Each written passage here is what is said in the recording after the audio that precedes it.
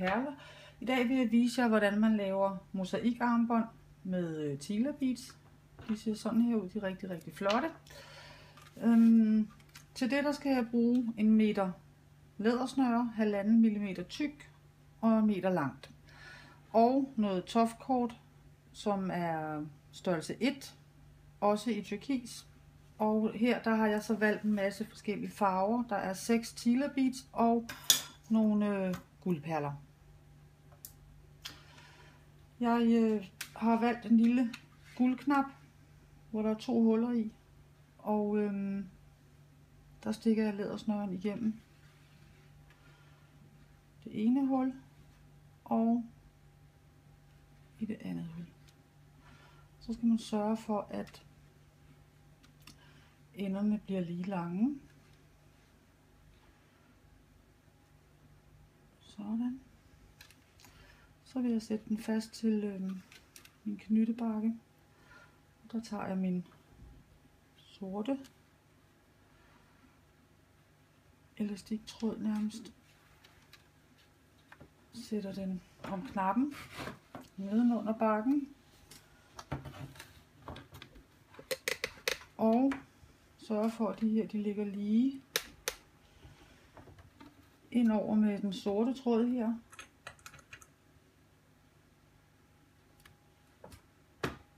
Og en klemme på. Sådan. Så tager jeg min toftkort og starter med at lave lidt makramé. Toftkorten skal være cirka 2 meter, når man bruger 1 meters lædersnøre. Og igen, der skal enderne være lige lange, så man har lige meget tråd i hver side. Så vil jeg gå i gang med at lave et par makraméer, så man ligesom har en start på det. Så laver man en bue herover. Hvis man synes det er svært, kan man også gøre det, at man binder en knude herover, så den bliver siddende. Så tager man og laver en bue herover i venstre side, tager den anden tråd ned under snøren og op igennem hullet og trækker til. Skubber den lidt op og strammer. Så laver man buen i den modsatte side. Sådan. Tager den anden tråd ned under lædersnøren og op igennem hullet her på buen og trækker til. Og der skubber man det op igen. Sådan. Så laver man det i den modsatte side. Op. Og trækker, strammer til. Og i modsatte side igen. Over at have fat i sin anden tråd. Ned under lædersnøren, op igennem hullet. Og man trækker til. Over modsatte side. Ned under snøren, op igennem hullet. Og trækker til. Og igen.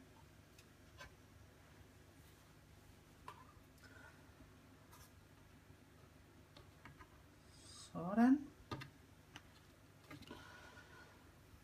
Så vil jeg sætte mine tråde på, og der har jeg nogle sådan meget bøjelige nåle med et stort nålehoved, som også er bøjeligt, der gør det lidt meget nemmere at tråde nålen.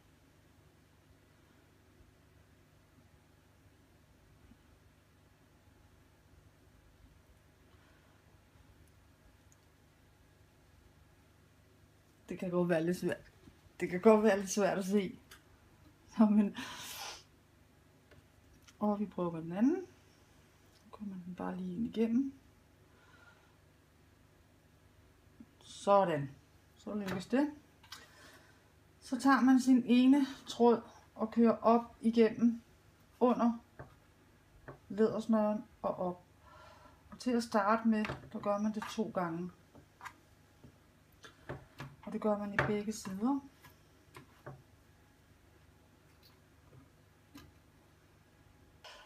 Så tager jeg min guldperle herovre. Jeg tager en. Så tager jeg den ene tråd og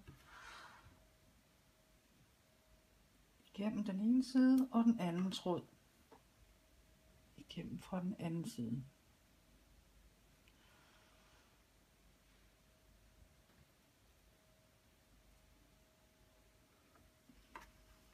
Og trækker til. Og skubber lidt op. Sådan. Og så ned under lædersnøren. Op.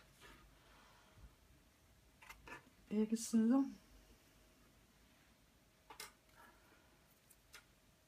Og denne her gang tager jeg 2 på.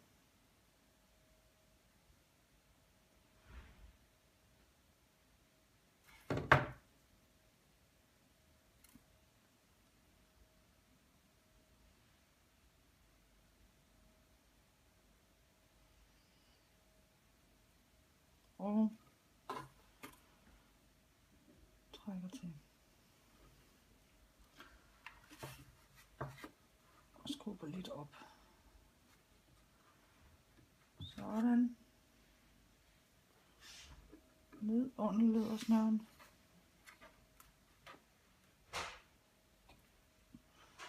Begge sider. Og så tager man sin Tila Beads. Der er 2 huller i. Stikker man igennem det øverste hul. Tager sin anden tråd. Stikker igennem det samme hul øverst her. Og trækker til. Så tager man ligesom lige og vipper perlen lidt op. Og husker at få begge tråde under lædersnøren.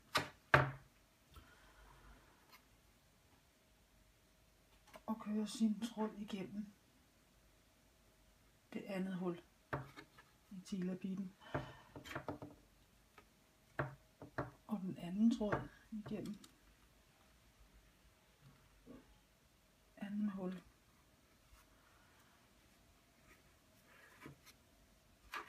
Og trækker til. Så skubber man bare lidt op. Skubber til plads, så tager man sin tråd igen ned under lædersnøren.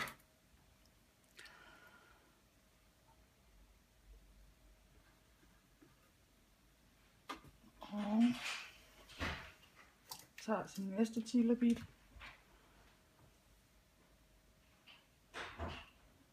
Stikker igennem det ene hul.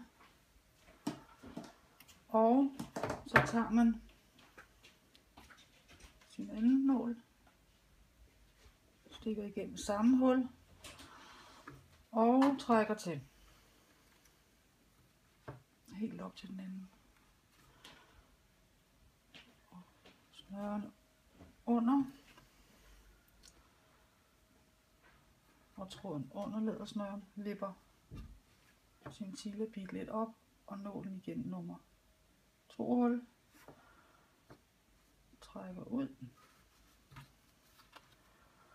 Og sin modsatte nål igennem samme hul som før og trækker til. Og der skubber man lidt op. Så.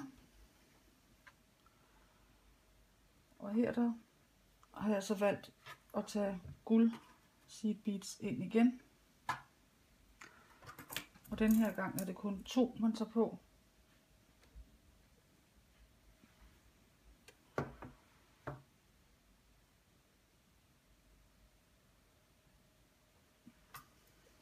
Så.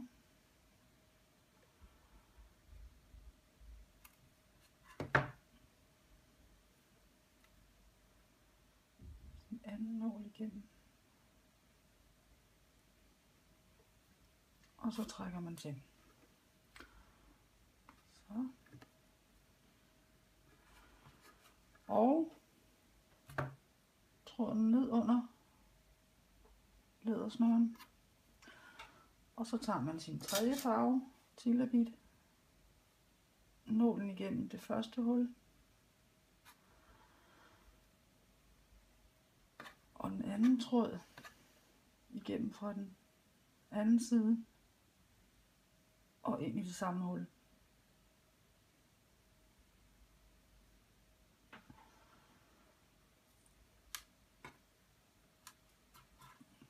Og trækker til. Sådan bliver man ved, til man har den længde armbåndet skal være. Så har jeg fået lavet mosaikarmbåndet færdigt, og for enden har jeg lavet en lille makramé. Man bestemmer selv, hvor langt man vil have sit armbånd. Her der er det 2x18 cm.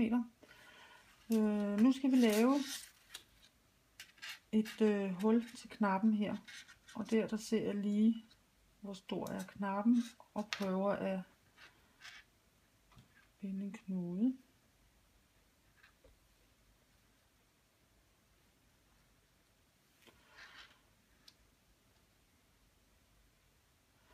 Det skal man arbejde sådan lidt med for at få den rette knappehulsstørrelse. Så prøver vi lige at lade den være lidt løs der og se, om det er for stort eller for lille. Prøver at tage knappen igennem. Og det er fint her. Det skal lige være sådan, så man skal presse den lidt ind. Så tager man noget lim.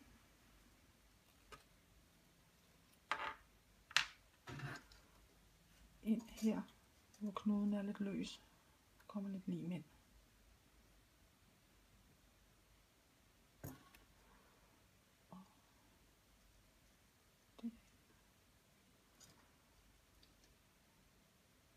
Sådan. Og så strammer man knuden til.